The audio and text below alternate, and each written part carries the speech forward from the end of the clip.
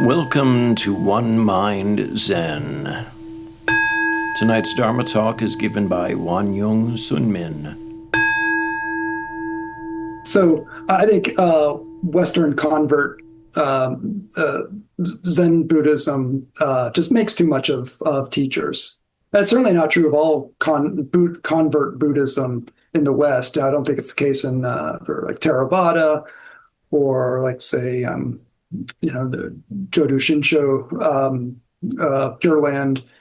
Well, not just in America, probably anywhere.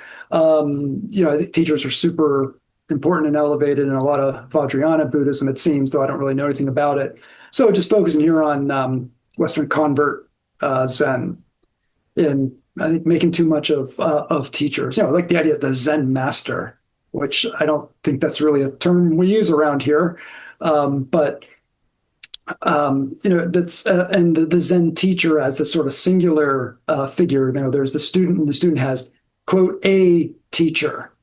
This isn't a problem here, but we've all either experienced or heard about the sanghas where the Zen masters have transcended the precepts. And so when they do things that appear to violate the precepts, that's just them acting from an awakened mind in order to awaken the minds of others. And I suspect those are the places where you find the sex and money scandals. Do you ever look up like a famous, you're curious about a rather famous Zen teacher? You just type in to a search engine their name and scandal, and how often that comes up. It's like 90% of the time for like these sort of more, I shouldn't say celebrity Zen masters, but whatever. There's a lot of that out there. But I think there can be this problem where we set up this dynamic where you have to go through the teacher for awakening, to be evaluated and certified in one's awakening, and even worse, to awaken altogether. I think like that term Zen master, and my understanding is in Korea, which, so where we come out of, that the Zen master is just the person in the monastery who leads the teaches and leads meditation. Not much any more or less, but they get elected by the monks or nuns who are there to meditate, and can be recalled from their position if people don't like how they're doing it. That's a very different idea of a Zen master. I think the way that transmission often gets talked about, I think is part of can create troubles for us when it's treated as this mystical mind-to-mind transmission. This idea of these lineages of patriarchs from Siddhartha down to the present, where there's this mind-to-mind transmission of the teachings beyond words and beyond the sutras, where it's talked about as this thing like the uniting of minds, and the teacher and student, and can be used as a way to set up, again, to create to turn the teacher into this gateway through which people have to go in order to wake up. Like the teacher's there dangling the keys, and you got to go through me. And in again, going back to Korea, transmission, my understanding is it's just the public recognition of a person's ability to teach, which comes after Inga, the private recognition of somebody's potential to ultimately awaken. That's quite different. And it doesn't sound like monks and nuns in Korea, that very, very tiny number who actually focus a lot on meditating, for example, it doesn't seem that that there's much emphasis on having, quote, a teacher, this singular figure, that Inga can come from any qualified teacher. You might get transmission from someone you've never worked with in the way that we think of student-teacher relationships here. So again, it really quite different.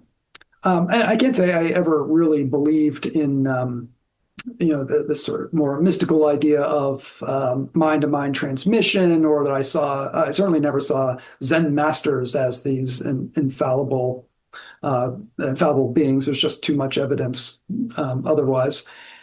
But when I got, well, I mean, forget about Inga or transmission. Just when, Andre first asked me to take on a student, and I just thought he was nuts.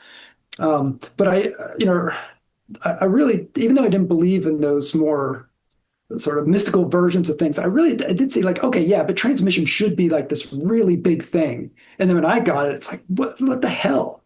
Like I'm not that. Whatever it is I'm imagining, I'm not that. But the funny thing is, I never thought Andre was like, I saw Andre as anything more or less than what he is either. So I don't know why I was, putting this on myself, but I was like, what? This is just bonkers that anybody would give this to me. And I mean, it took me about 2 years to work through this stuff before I had, comfort with it and teaching.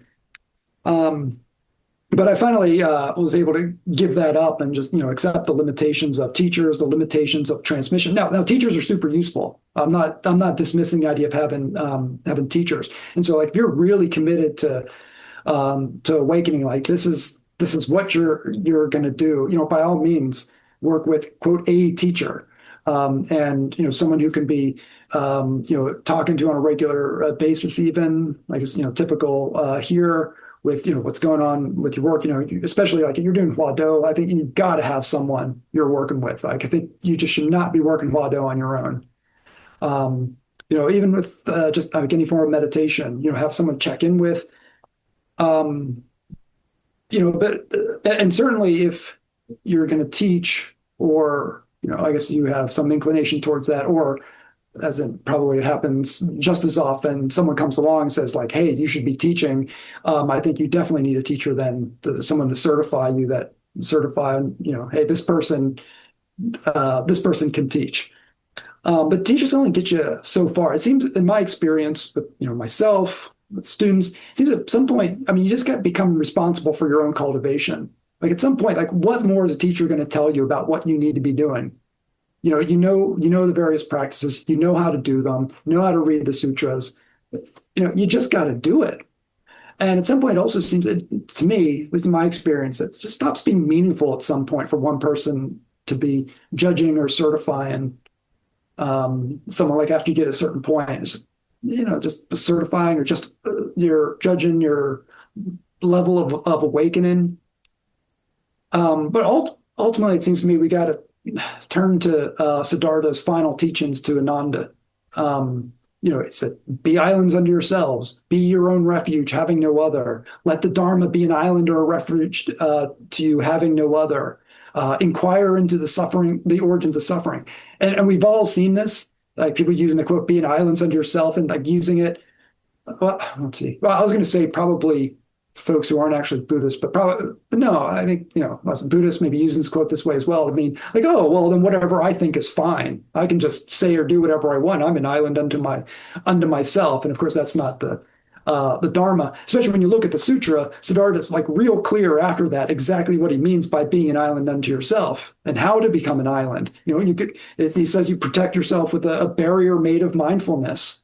And in this particular context, by practicing the 4 foundations of mindfulness. So being aware as sensations arise, being aware of them, before they generate craving, or as unhelpful thoughts arise, that protective barrier that allows you to set them aside and to erode that habit pattern of them arising. Most simply keeping attention on the breath and the sensations of the body at all time. And sure, there's other practices, we could substitute for that. Lojong, chanting Amitabha Buddha, or many others that can do the same function. But, I was talking something quite specific there. And it seems to me, at some point, we all got to face that moment where the teacher just can't do much of anything, or can't do very much for you anymore. At some point, you just got to take all responsibility for it and just do it.